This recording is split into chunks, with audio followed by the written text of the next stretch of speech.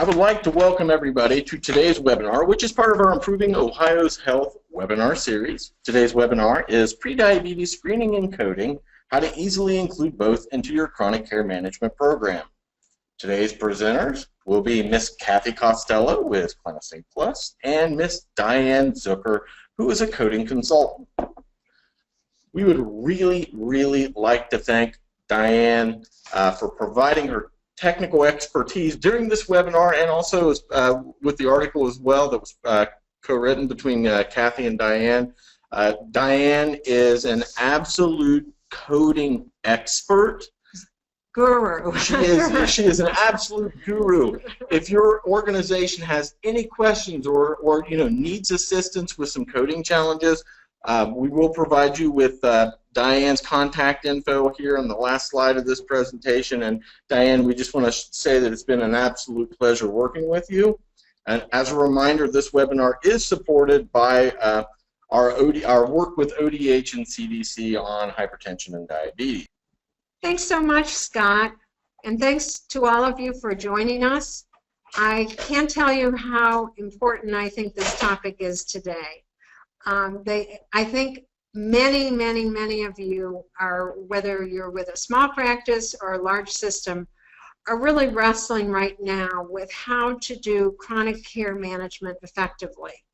And I have to say that this program about prediabetes is the missing link in how to handle and make a difference in your patient's diagnosis for diabetes and in the treatment of it.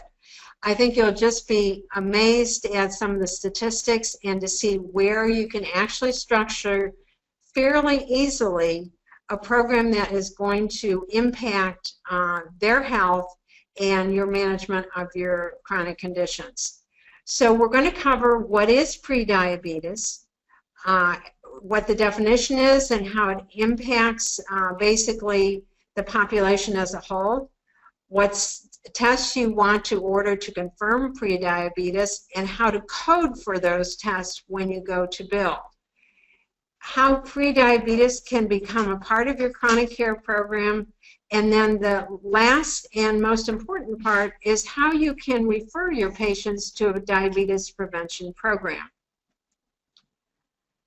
Let's begin with what is prediabetes. And for those of you who don't know, it's because there's really just been a push in the past year to bring this to everyone's attention and to focus specifically on what prediabetes is and how you can manage it.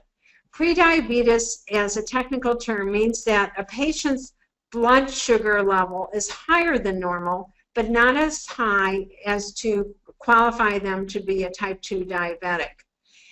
Without lifestyle changes, though, people with prediabetes are very likely going to become a type 2 diabetic. Let's look at those statistics, because I don't know about you, I was absolutely overwhelmed when I saw the problem that prediabetes represents in this country. These statistics are from the CDC, Center for Disease Control and Prevention, in which they have documented that 86 million Americans, 86 million, so more than 1 out of every 3 of the adult population has prediabetes. And as your patient age, that figure rises until for patients 65 and older, over half of them will be pre-diabetic. This is not limited to any specific ethnic group. As you can see from these statistics, it's spread fairly evenly amongst blacks, Hispanics, and the white population, and is anywhere from 35 to 40% of all ethnic groups are pre-diabetic. In Ohio, the problem is equally as urgent. We have, and I'm sure you've heard us on this subject over the past few years, but 1.3 million Ohioans have diabetes right now, have been diagnosed with diabetes. Besides the ones that have been diagnosed with it, there are almost 300,000 who don't know they have diabetes but are diabetic. So it's really important to get our arms around as Ohioans about how we can handle this problem. In Ohio, as it represents nationally, over 1 out of every 3 Ohioans has prediabetes. So this is really significant. The whole area of diabetes, prediabetes and diabetes is costing Ohio alone. We're not even talking nationally, but in Ohio alone, we are spending $12 billion every year to take care of patients with diabetes.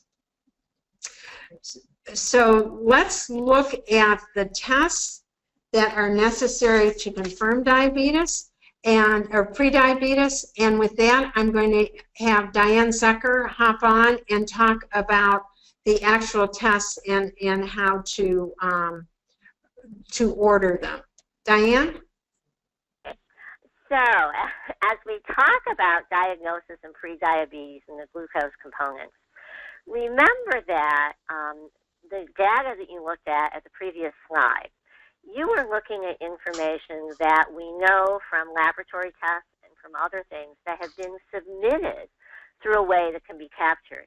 There may be more prediabetics than even this 30% and 39% of the population here in Ohio, because many physician practices and organizations are not using the right diagnosis, both for the coding of the services that they're providing and the testing of the services that they're providing.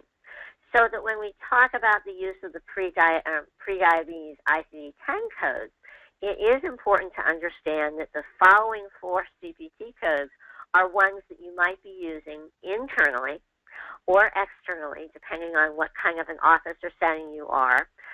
There are waived lab tests that can be used as well.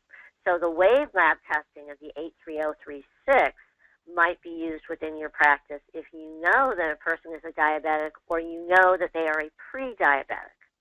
So these 4 CPT codes are the diagnostic process by which you would make that determination that I'm either pre-diabetes, abnormal glucose, or I'm actually a diabetic. For the next slide, who's ever controlling the slides out there, let's chat about how you identify this process. And this is one that Cathy needs to get involved in, because it is not only the coding, but also the lab work that comes back. Right, and I think it is really important to recognize why we want to identify these people early, because people who are pre-diabetic, every year their possibility of developing type 2 diabetes increases 5 to 10% per year. So within 10 years it is estimated that these pre-diabetic patients without any intervention will become type 2 diabetics.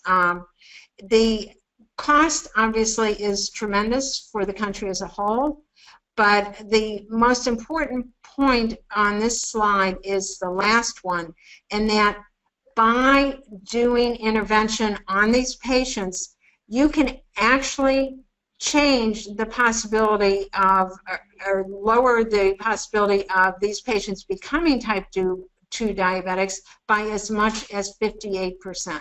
So if you have a patient who's pre-diabetic and you can intervene in the normal progression of that patient towards being a type 2 diabetic, then you can decrease the possibility that they will actually become a type 2 diabetic by as much as 58%, and by getting them through the correct counseling and into the correct intervention program. So with that, we're going to have Diane go back and, well, I'm sorry, before we have Diane talk about the coding, let's look at how the process that you would use in identifying those particular patients who may potentially be pre-diabetic. And what you are going to want to do is to build into your office assessment or your office visit an assessment of those patients to determine what their risk factors are and basically what the possibility is that they are going to become diabetic. The form that is being used by a lot of different organizations now is based upon one developed by the American Diabetes Association.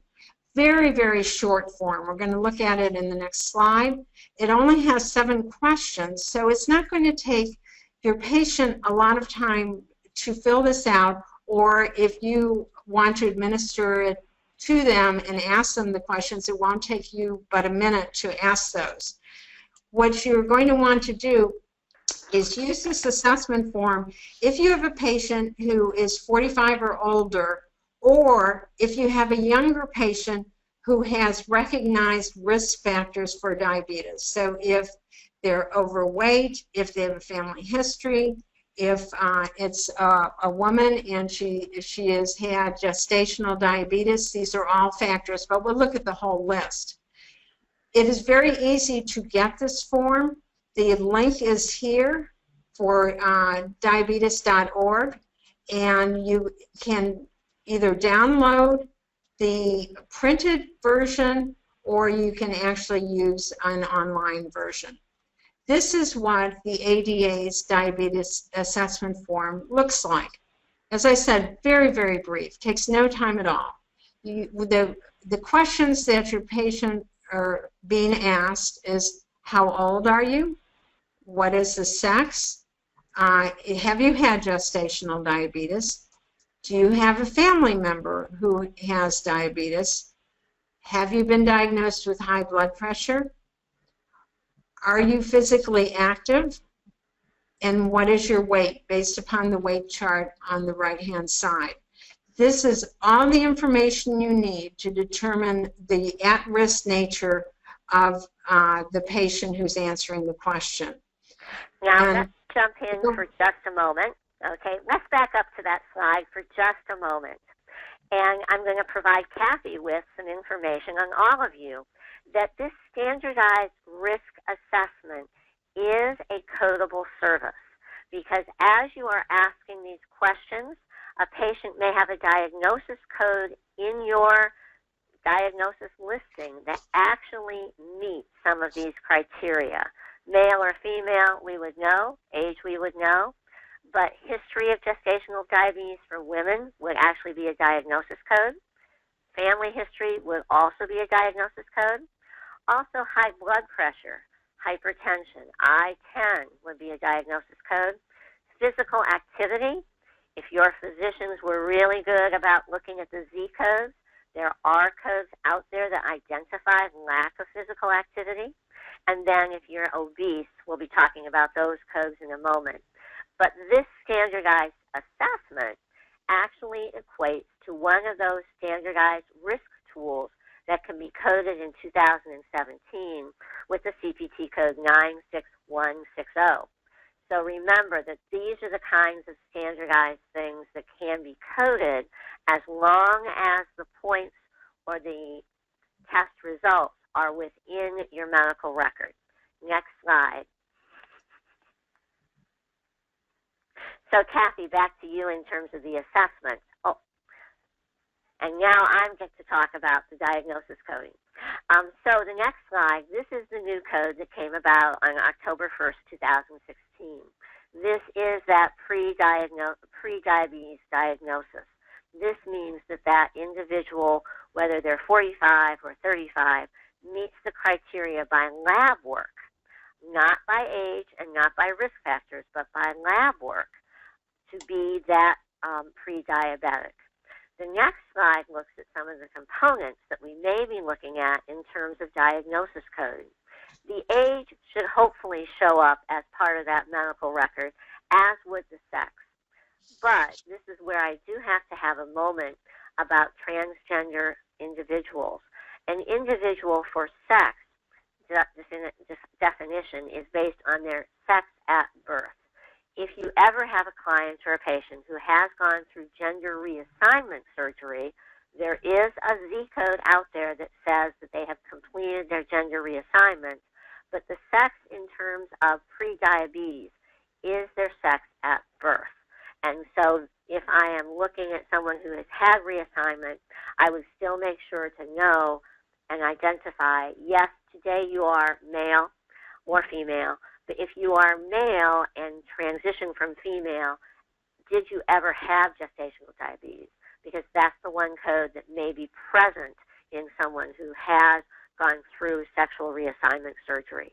My BMI, and remember, whenever you're coding a BMI, normally I will have another diagnosis along with this, such as morbid obesity or overweight, which are in the E66 family of codes. If I have a family history of diabetes, that has a specific CPT code, or ICD-10 code, Z83.3. And if I have a history of high blood pressure, if it is just an elevated high blood pressure without a diagnosis, then I would be using the I-10.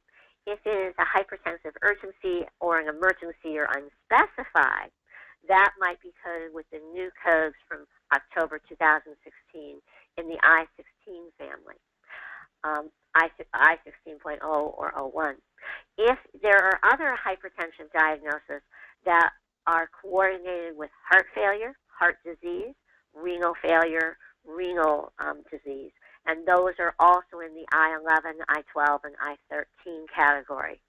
So if you were thinking about your electronic medical record for a moment, alerting you for patients that may be at risk for prediabetes, you might do a scan of your data and look for hypertension diagnosis. You may look for obesity diagnosis. You may also look for family history, as well as lack of physical exercise, and perhaps gestational diabetes in all your females who have had a child. Next slide.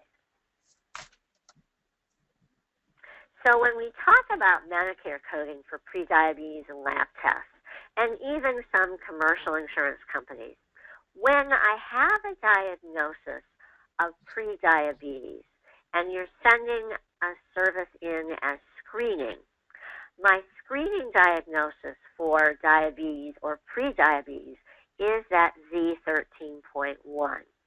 If I am using this for a lab service, there is a modifier that the laboratory might be using, which is the TS modifier. When we look at that TS, that says the patient meets criteria for screening. We know that Medicare pays for screening twice a year. If I meet criteria, which is normally obesity for Medicare purposes.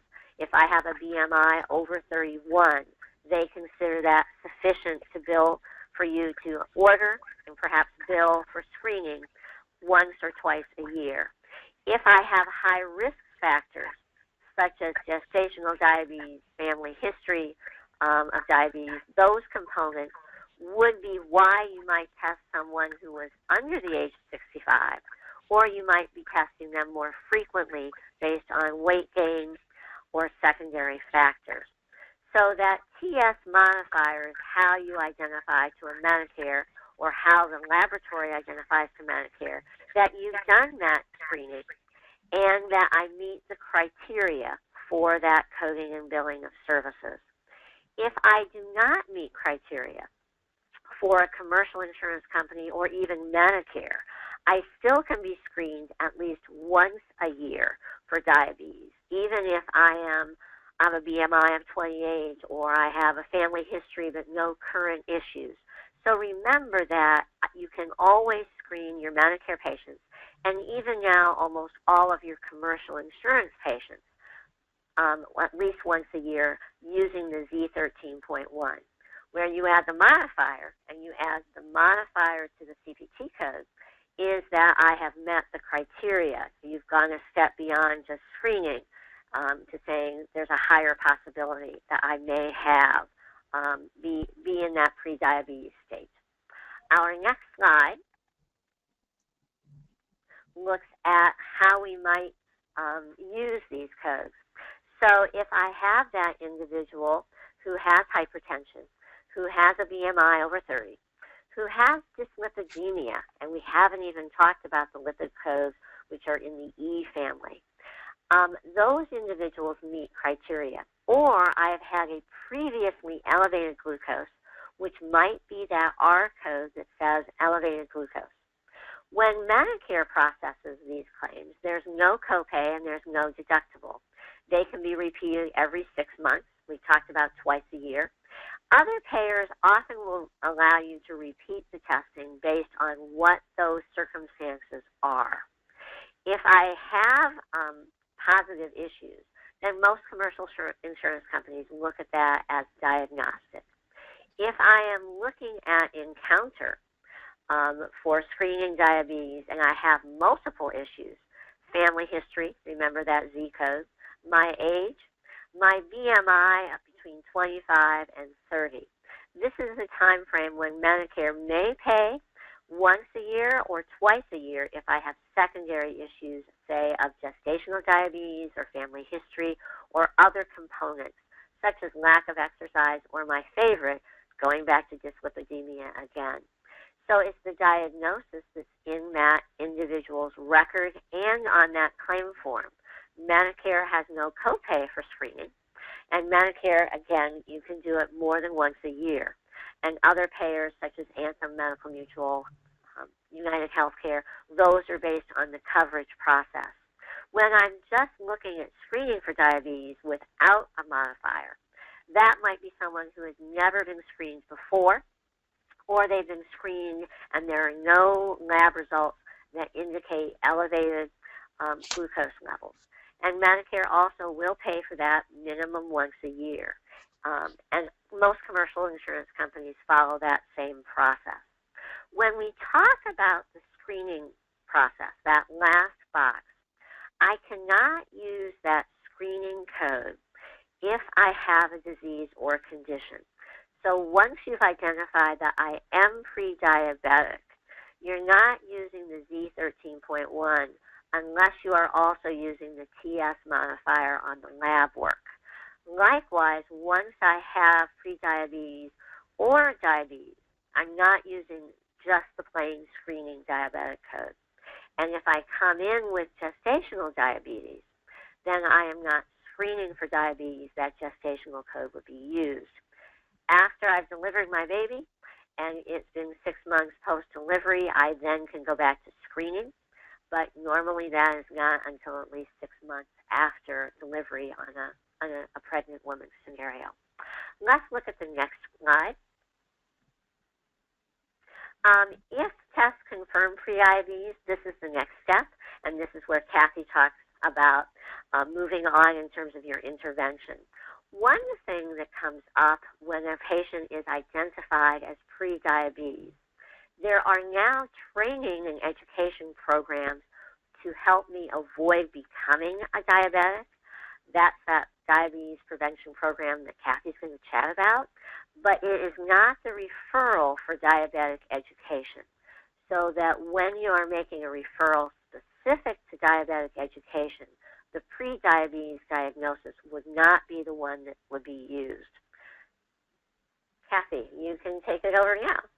Okay, and before we look at the diabetes prevention program, let me just say, make sure you go back into your EHR as you have people identified with prediabetes and make sure they are coded correctly and that you have included that prediabetes on their problem list, because now that you're able to code for it, that will allow you to draw it into a registry and to work with these patients and to create reminders in your clinical decision support to call them back and make sure that they get their glucose test at a regular interval as it should be scheduled depending on what their results were.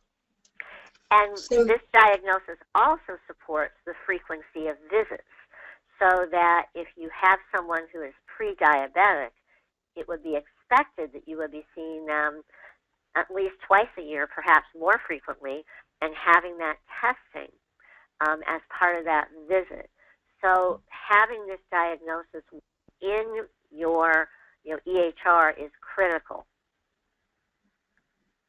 Yes, and I can't stress that enough. The ability to create an effective chronic care management program is really dependent upon entering that information into your electronic health record system, so it gives you the ability to sort your patients. But once you've done that, the next step is to make sure that you get them into the correct intervention program. These are called diabetes prevention programs, or DPPs. And this is the statistic, if you think back several slides, that we had talked about. Once you get into an intervention program and stay with it, that you can decrease your risk of becoming diabetic by 58%. So this is no small feat, but it's going to make probably the single biggest difference in your patient's ability to stay away from becoming a type 2 diabetic. I think a lot of people are not familiar with the diabetes prevention programs. They're relatively new. I'm not saying completely new, but they are getting ramping up to a new level, shall we say, right now. These programs were set up under the Center for Disease Control. CDC is the one that currently recognizes the standards and then recognizes the site that has met all the standards. So you can have sites that are working on accreditation. It's like being a PCMH certified, you know, where you're working on it and you haven't received full certification. That's the DPP programs. Submit their information to CDC, who tracks their education and the patients and basically gives them their certification to become DPP.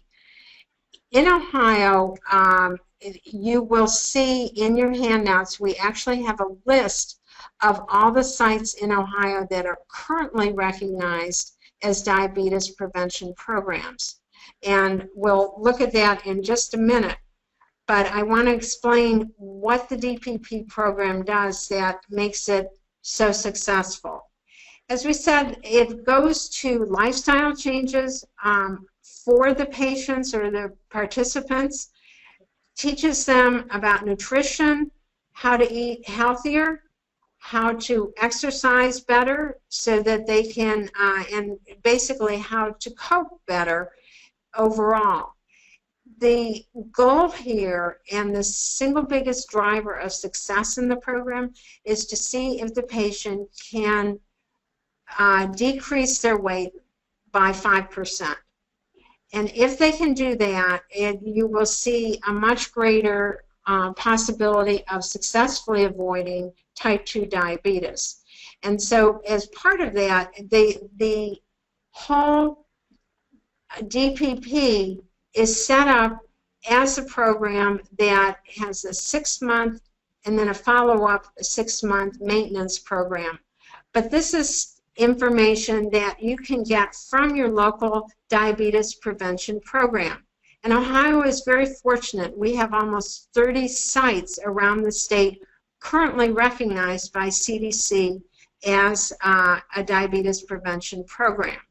And as I mentioned, we do have that handout for you where we took the list and sorted it by community, so it'll be easy for you to identify where you can refer your patients. The reality, though, is that within the state of Ohio, because we have so many diabetes prevention programs, that you can have most patients are going to be able to get to a DPP program within 15 minutes. Almost the whole rest of the state, it would take no more than 30 minutes to get there. And so it is important to keep in mind the convenience, because if you want your patient to participate in this type of program, you have to make it easy for them.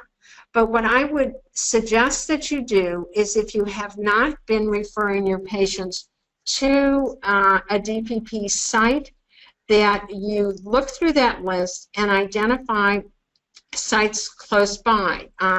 A lot of the YMCAs around the state are involved in this program.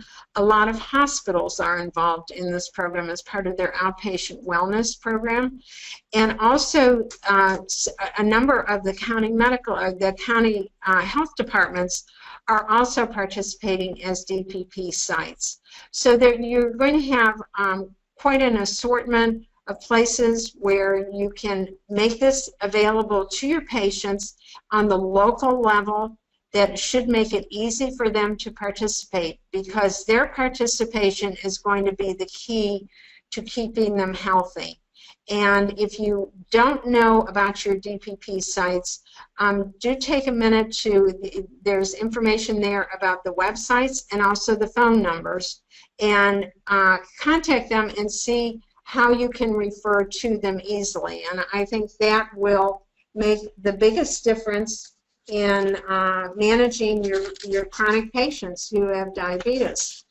So with that, yeah, Diane?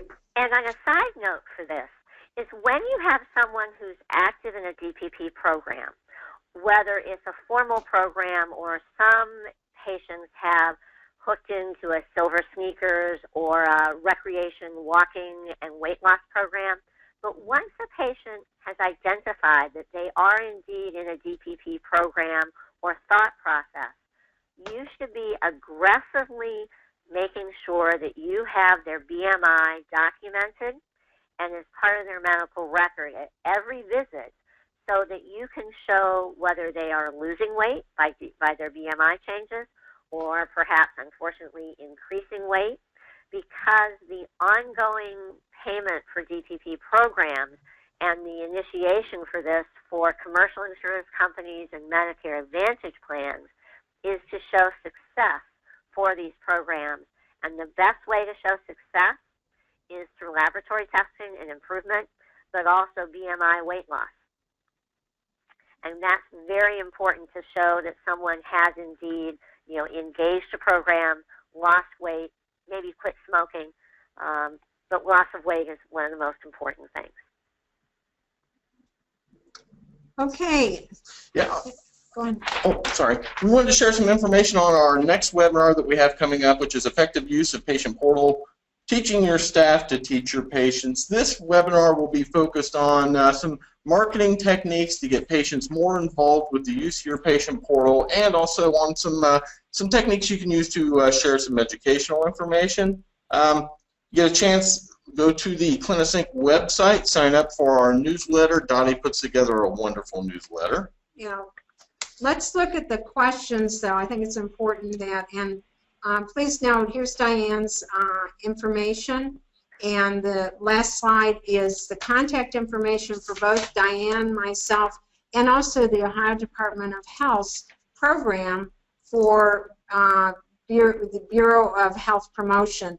And Liz Curry from that program is actually on the phone too, so if there's any specific questions related to the DPP sites in the state, she can answer that. But why don't we dig into the questions, because there are quite a few, and see if we can get Diane's expertise on answering some of these. Is the ADA diabetes assessment form able to be reproduced into your EHR, or would this be a copyright issue? That would not be a copyright issue.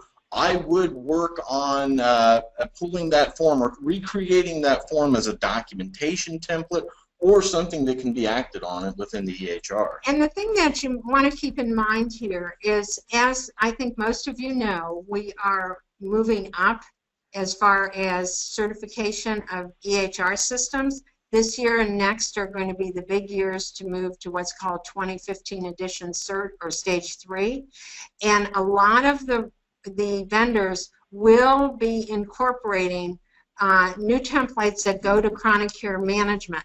So what I would suggest you do is to reach out to your EHR vendor and see if your upgrades for this year are going to automatically incorporate the ADA assessment form or some similar assessment form that will make that data discreetly available to you in some place that could be easily reached when you have your patient on site and you're working on this. And building on that, many of the EHR vendors are adding additional fields where you can collect some of the social determinants of health that then can be fed into your CDS rules or into other documents or whatnot.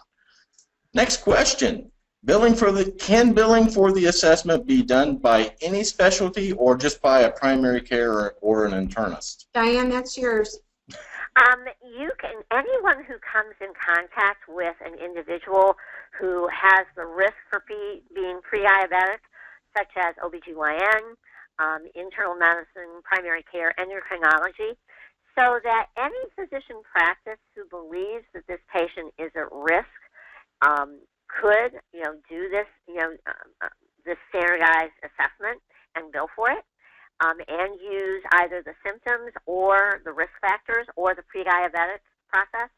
Outside of primary care, I often see pediatricians, OBGYNs, and believe it or not, vascular surgeons, because they often will be confronted with a patient who is there for a vascular issue relating to maybe diabetes, and they don't know. And so I do have a couple of vascular surgery practices that have begun implementing this process because they're seeing patients for things that, though the patient doesn't have a diagnosis of diabetes, it looks to them like it might be.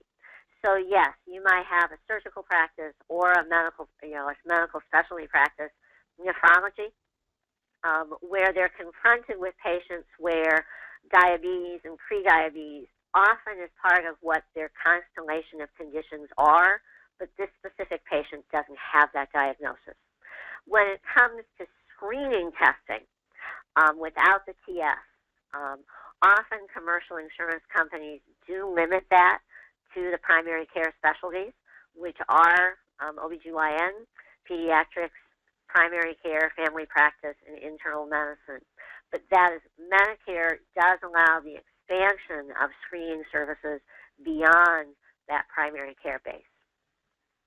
Next question is, I'm sorry, Diane, didn't mean to interrupt you. No, go ahead. All right. Next question is related. What level of documentation is needed to meet quality in prediabetes/diabetes in a specialty care practice that doesn't manage those diagnoses but would refer back to the PCP or the internist for patient follow-up if it was noted abnormal in the specialty visit? So the documentation criteria for that would be what those indicators were that elevated the risk to abnormal, whether it would be family history, morbid obesity, or other risk factors such as gestational diabetes or elevated or abnormal lab. A good example would be a cardiologist who would be seeing someone for a cardiac issue or maybe cardiac clearance that in their intake process identified the 3 positive things or 2 positive things from that spreadsheet and then said, refer back to primary care for a further assessment. That would be sufficient. It doesn't have to be a long narrative, but it would have to be identified in the assessment and plan process about what the components were, either of history or exam, that triggered that referral back for that prediabetes assessment. Next question. This one's definitely one for you as well, Diane. Z13.0 and Z13.1 cannot be billed together. It rejects on the claim. Any suggestions on how we should be coding for this? So when you have 2 codes that are mutually exclusive, and so I'm going to just double check, my Z13.0 identifies that I am looking for some kind of blood-forming immune mechanism, okay? That would not be diabetes. And so my diabetes or pre-diabetes is the Z13.1. So if I'm screening for other blood-forming diseases, such as perhaps an anemia, that might be being denied not because it conflicts, but because screening for anemias or screening for other blood diseases are not covered. That's not part of the normal screening process. So if you were screening for B12 deficiency, there is a specific code for vitamin deficiencies. But if it were an anemia screening, that would be something that is normally not covered by Medicare or by most commercial insurance companies. It would need to be disease specific. So those two, of the two, the Z13.1 is what is used for diabetes and prediabetes. The O is used for a whole other category of diseases. And so they would be mutually exclusive because that O doesn't have a diagnosis or condition yet that it would meet the screening criteria by Medicare commercial insurance companies. All right, next question. What should practices do that are still on paper charts? Well, if you're still on paper charts, what you should be doing is making sure that somewhere on your face sheet, and most of you have a face sheet or tracking sheet that you have, is that you identify the accurate and current diagnosis that that patient has.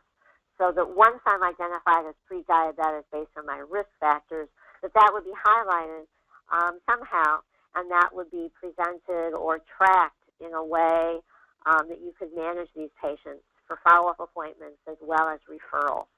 So paper charts are sometimes good and sometimes bad, but when we have paper charts, we have to think of how we would make sure that Molly got her annual mammogram or her colonoscopy or the annual screening just the same way we do electronically. Whether you create index cards that you put someplace that you recall patients who are pre-diabetic at a more frequent basis than every year, you would have to work out a paper method to track those patients, unless you could perhaps do it in your billing software. And some folks who are still on paper do use their billing software to help track and do disease management by making sure that that diagnosis shows up on the claims that they submit, and then they run a report on a regular basis for patient recall. Okay, next question. This is a bit of a long one. Will every doctor be trying to do this now? So the primary care, the nephrologist, the OB-GYN. As a nephrologist, we already have their A1C, gender, age, BMI, and family history. Do we need to add the level of physical activity code and add R73.03, refer to a DPP, and bill 96160 or 99215?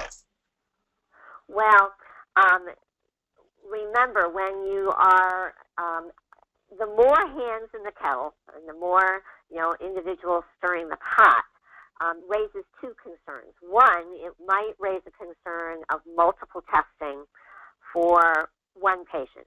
If I see a primary care, I see a nephrologist and an endocrinologist, all three of you may be billing for the same thing. That is permissible as long as each one of you is addressing that and doing that measure and that process. So it wouldn't be unlikely that each one of you might bill that 96160 for that assessment of my pre-diabetic status. It is important to understand that just because I'm pre-diabetes, I might not make it to a 99215 unless I have other risk factors. So as always, that level of care is based on medical decision making. Certainly the referral to a DPP can come from anyone. It could come from nephrology, it could come from endocrinology, it could come from primary care. But as we move to the future, the specialists who are listening today probably would want to refer that back to the primary care physician to be the captain of the ship for this patient, because the primary care physician will be seeing this patient more frequently than, say, the nephrologist or endocrinologist or whoever else is involved in care. And so the importance for continuity and reinforcement should always go back to that primary care, because hopefully as we have complex and chronic care management, they'll be coordinating these services and will be paid accordingly, where my specialists are not usually billing chronic care management or complex care management, because that's the role the primary care is taking as the captain of the ship. Yeah, but this is important to keep in mind. There are going to be situations, and for those of you who are in specialty practices, you know what I'm saying, where you may take over what would normally be a primary care function for a certain set group of patients. For example, with a nephrologist, if it's a dialysis patient, they may take over the whole management of that patient, even at a level that would normally have been done by primary care. So you kind of have to build in what your own workflow is, your own patient management, and your relationship with other specialties and primary care practitioners. Last question. Can this be performed by nursing staff, or must it be done by the doctor? The nursing staff, whether it is a true nurse, RN or LPN, or a medical assistant who is well trained and certified, MA, can do the gathering of information. So that questionnaire process could be done by the support staff in conjunction with the physician. It is always the physician, nurse practitioner, PA's responsibility to accurately diagnose and manage a patient, but certainly the support staff can do the questionnaires, can order and facilitate the testing, and even the tracking. Because in many primary care practices today that are doing transitional care management, complex care management, chronic care management, those activities are provided under the supervision of that physician nurse practitioner, often by MAs, nurses, a whole host of individuals. So yes, that questionnaire and that process could be done by anyone within the practice that the physician thought had the skills and ability to do it. Yes. Well, that was our last question, and Diane, a million thank yous for helping us out with this webinar and the article and participating today. Thank you all so much for attending, and Diane, let me just echo, thanks for all your knowledge and this webinar. So thanks again for attending, and have a great day.